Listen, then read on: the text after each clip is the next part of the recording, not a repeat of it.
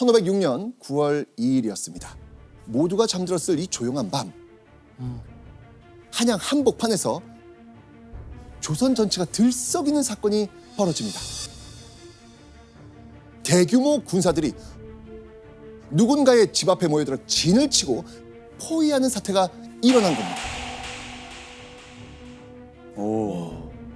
군사들이 한 집을 에워싼 이유, 왜? 이 사람 때문이었습니다. 진성대군, 조선의 제9대 왕 성종의 아들이었습니다. 자, 또 당시 조선을 다스리고 있던 왕인 연산군의 이복 동생이기도 했습니다. 자, 연산군 어떤 왕? 연산군 폭군. 연산군은 폭정을 일삼으면서 수많은 사람들의 목숨까지 빼앗았습니다. 민심은 날이 갈수록 흉흉해졌죠. 결국 바로 이날 연산군의 폭정을 견디다 못한 신하들이 들고 일어났던 겁니다. 조선 역사상 최초로 반정이 일어난 겁니다. 그리고 그날 밤 반정 세력이 진성대군의 집에도 들이닥친 겁니다.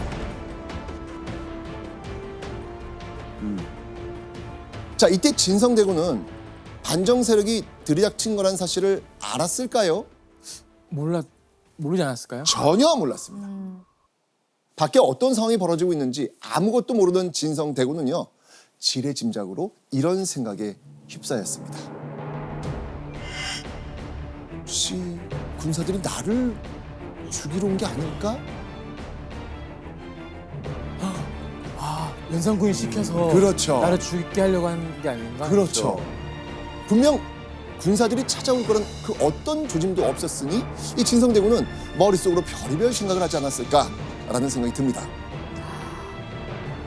갑작스레 집을 에워싼 군사들을 보면서 잔뜩 겁을 먹은 진성대군. 너무 겁이 난 나머지 절대 해선 안 될 행동을 시도합니다. 뭐지? 진성대군이 목숨을 끊으려고 한 겁니다. 비참하게 군사들의 손에 죽느니 자신이 스스로 목숨을 끊으려고 한 거죠. 자, 그런데 그 순간 진성대군의 손을 꼭 잡아준 사람이 있었습니다. 바로 아내였던 신씨. 남편 진성대군이 자결하려고 하니까 깜짝 놀란 아내가 남편을 막아선 겁니다. 그리고는 네. 이렇게 말합니다. 말머리가 밖을 향해 있으면 반드시 공자를 호위하려는 뜻이니 알고 난 뒤에 죽어도 늦지 않습니다. 그러니까 이게 죽이러 온 거면 말들이 딱 안을 보고선 공격을 이제 들어가려고 준비를 한 거고 거기에 세운 거죠. 근데 말을 바깥을 보고 있으면 밖에서 누구 온 사람을 공격하기 위해서 지켜주는 거죠, 안쪽을. 네, 그걸 보고 이제 판단하자. 그러니까 해치러 온 것이 아닐 수도 있으니까 일단 좀 침착하고 말머리부터 좀 확인합시다. 라고 아내 신씨가 진성대군을 안심시킨 거예요. 안심시키는데도 되게 멋있게 안심시키네요. 그렇죠. 오, 멋있다. 그렇죠. 진성대군은요, 지푸라기라도 잡는 심정으로 일단 아내의 말을 들어보기로 했죠. 그리고는 곧바로 하인을 보내서 밖의 동향을 살피게 합니다. 자, 그렇다면 말머리는 어디를 향해 있었을까요?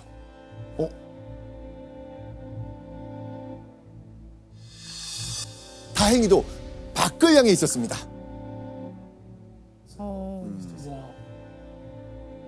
그제서야 진성대군은 안도의 한숨을 쉬었다고 합니다. 뭔가 행동 하나하나가 굉장히 현명하고 뭔가 좀 속이 깊고 목숨이 구한 거지 뭐.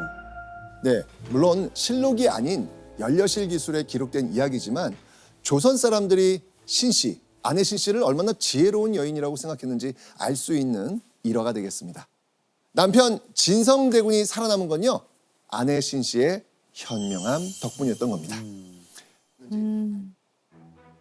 자, 그런데 겨우 안심한 부부에게 누군가 달려옵니다.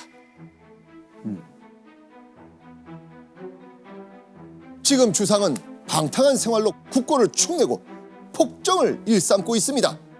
허니 대군께서 주상을 폐하고 포위에 오르심이 마땅합니다. 아, 그러니까 밖의 군사들은요, 진성대군을 새로운 왕으로 올리기 위해서 찾아왔던 겁니다.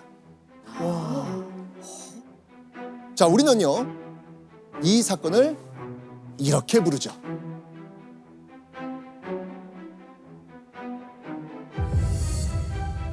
중종반정. 정작 왕이 될 인물은 전혀 몰랐던 사상 초유의 반정이었죠. 자, 그렇게 진성대군은요, 하룻밤 만에 왕이 오릅니다. 조선의 11대 왕 중종이 된 겁니다. 그리고 신씨는요, 조선의 국모 중전의 자리에 오릅니다. 진성대군이 12살, 신씨가 13살이었을 때 혼인해서 두터운 정과 믿음을 쌓으면서 7년의 세월을 함께했던 부부의 삶이 이날부로 완전히 달라지게 된 겁니다. 진짜 인생 역전이네요. 막 방금 전에 벌벌 떨고 있었는데 어느 순간 또 바로 왕이 돼요. 그렇죠. 야, 자, 하루아침에 부부가 왕과 중전이 된 상황. 자, 이들은 이때 어떤 생각이 들었을까요?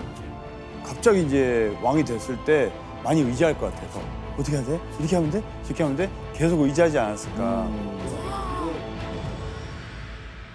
자, 그런데요, 중종이 즉위한 지 7일째 되던 날 부부에게 청천벽력 같은 일이 벌어집니다.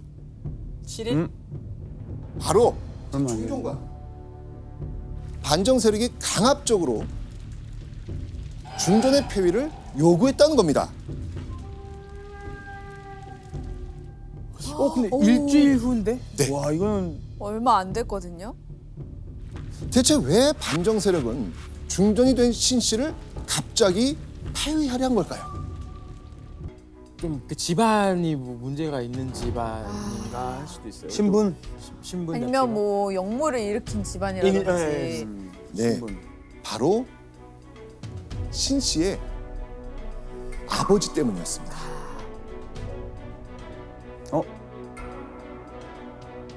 신씨 아버지 신수군은요, 중종 반정이 일어나기 전 좌의정, 그 좌의정 자리에 있었던 인물이에요. 반정이 일어나기 직전에 반정 세력은요, 신수군을 찾아갑니다. 나는 선택을 했어. 폭군 이용을 몰아내고 진성대군을 왕으로 옹립할 것이오. 그렇다면 이 계획을 들은 신수군의 반응은 어땠을까요? 거절했구나. 네, 연산군을 폐위할 수 없습니다 라고 하면서 반정에 참여하지 않겠다고 한 거예요. 반정 세력 측에서 신수군에게 동참을 권유했다라고 하는 이야기는 사실은 실록에는 없고 야사에 나오는 기록이에요. 그리고 당시 신수군은 연산군의 최측근으로서 많은 권세를 누리고 있었습니다. 그러다 보니까 이 반정과 같은 굉장히 모험을 이렇게 감행할 필요가 상대적으로 이제 적었었던 거고요.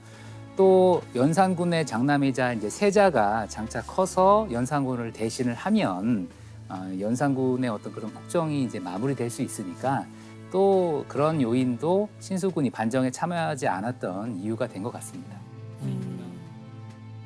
신수군의 이 단호한 거절에 반정 세력은 아주 난감해졌겠죠. 결국 반정 세력은 신수군을 철퇴로 쳐 죽입니다. 죽였다고요? 왜냐하면 신수군이 거사 계획을 알게 된 이상 잘못하면 이거 반정을 시도하기도 전에 이 일이 밖으로 새어나갈 수도 있다라고 판단한 겁니다. 자, 그렇게 반정이 성공한 뒤 이 대신들의 이 눈에 거슬리는 사람이 있겠죠. 누구겠습니까? 신씨 딸. 맞습니다. 신씨의 아버지를 죽였으니까 신씨가 자신들 제거하지 않을까? 라고 생각하겠죠. 당연하죠. 당연하죠. 온갖 두려움이 휩싸인 반정 세력들은요. 중종에게 중전 신씨를 몰아내라고 강력하게 요구한 겁니다.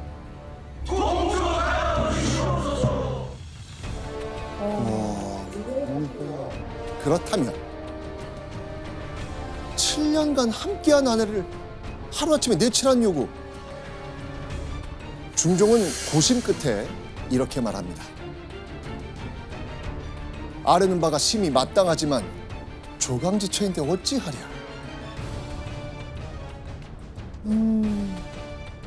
중종의 말에 반정 세력 계속해서 폐위 주장합니다. 결국 반정 세력의 압력을 이기지 못한 중종은 자신의 조강지처인 신씨의 폐위를 명할 수밖에 없었습니다. 그렇게 중전 신씨는 중전의 자리에 오르고 단 7일 만에 궁궐 밖으로 쫓겨나게 됩니다. 왕이 된 지 7일 만에 사랑하는 아내를 잃게 된 중종. 자, 그런데요. 중종의 마음을 씁쓸하게 하는 이야기가 들려옵니다. 조정 대신들이 어서 새 중전을 드려야 한다고 주장한 겁니다. 신씨의 빈자리를 새로운 사람으로 채워야 한다는 이야기였죠. 그러니까 자신들이 세운 왕, 중종의 후계자가 빨리 정해져야 자신들도 안정적으로 권력을 유지할 수 있잖아요. 아, 안전하게. 그렇죠. 네. 결국 중종은요, 먼저 후궁을 뽑기로 합니다. 보통 중전이 죽었거나 폐위되었을 때 후궁 중에서 중전을 선발하는 것이 당시 관리였거든요. 하지만 갑자기 왕이 된 중종은요, 당시 후궁이 한 명도 없는 사상 초유의 상황이었던 거예요, 지금. 자, 그렇다면 이 일은 중전이었던 신씨가 쫓겨나고 얼마 만에 진행되었을까요? 그래도 한 1, 2년? 저는 짧아도. 한두 달. 에이, 한두 달은 7년을 정말 사랑하고 서로 많은 일을 겪었는데 한두 달은 너무 빠른 것 같아요. 근데 신하들의 입장에서는 막 빨리빨리 하고 싶었을 것 같아요. 저는 제가 봤을 때는 아마 6개월. 3일. 3일 만에? 3일이요? 네. 잠깐만, 3일이면 금요일 날 헤어지고 월요일 날 금요일 헤어지고 월요일이에요. 자, 중종의 새로운 아내 후궁으로는 어떤 인물들이 들어왔을까요? 자, 이때쯤 뽑힌 중종의 후궁들을 보겠습니다. 자, 수구윤 씨, 희빈홍 씨, 수구이 나 씨, 그리고 오늘의 주인공 경빈 박 씨. 무려 4명이었습니다. 와. 근데 궁금하지 않습니까? 이 4명의 후궁들은 어떻게 뽑혔을까요? 자, 먼저 수구윤 씨.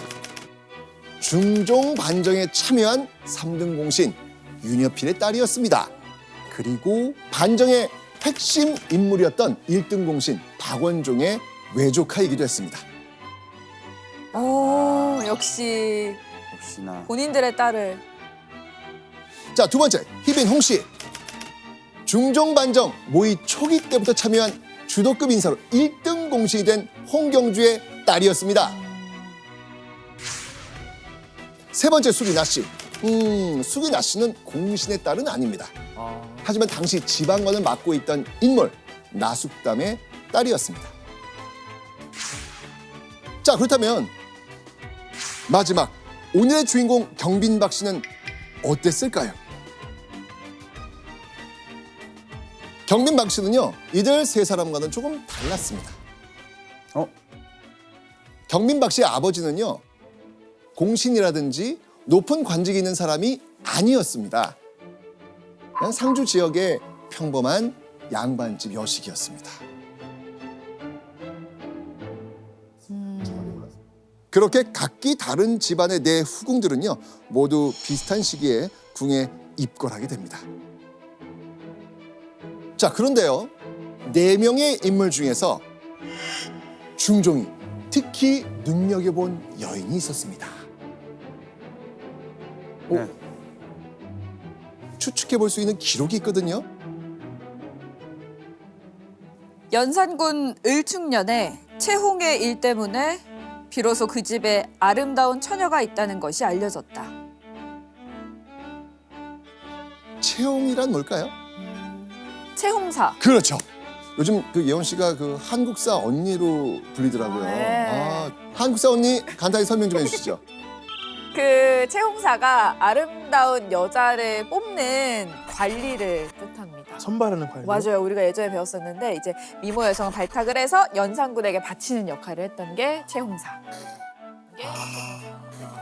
자, 그러니까요, 이 말은요, 미모의 여인들만 찾아다니는 채홍사들이 알 정도로 뛰어난 외모의 소유자가 바로 경빈 박 씨였던 겁니다.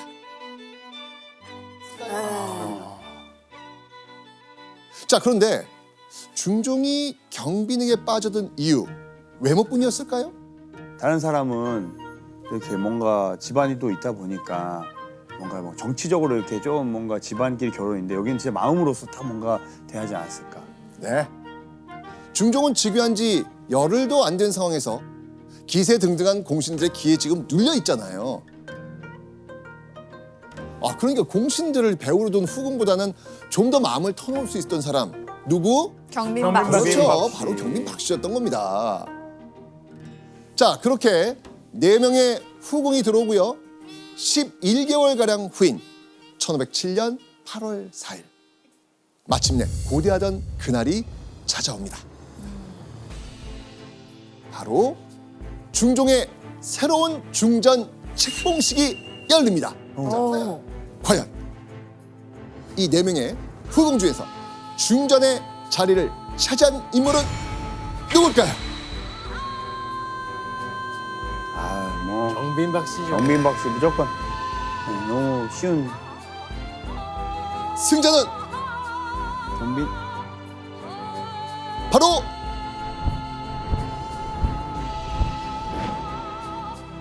수구이윤 씨. 수빈 씨요? 어?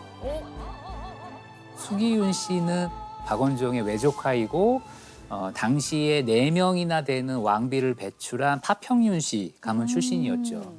아마도 수기윤 씨는 들어올 때부터 거의 제 1순위 왕비 후보가 아니었을까, 네, 그런 추정을 해볼 수 있습니다. 진짜 이 시대 때 가문은 무시할 수가 없네요. 자, 그렇게 수구이윤 씨는 중종의 새로운 중전 장경왕으로 책봉되었습니다. 수기윤 씨가 중전이 된 뒤 다른 후궁들은 이제 같은 서열에 있던 윤 씨를 상전으로 모셔야 되는 거예요. 이때 중종이 가장 많은 총애를 받고 있었던 경빈은 어떤 생각을 했을까요? 근데 분명히 본인도 자기가 제일 여기서 내가 제일 나은데 왜 내가 안 될까 이렇게 생각했을 수도 있을 것 같아요. 약간 사라지고 내가 됐으면 좋겠다라고 생각할 것 같아요. 가장 사랑받는 건 난데 내가 중전의 자리에 오르지 못했다? 너무나 아쉽고 분하다고 생각할 수 있겠죠.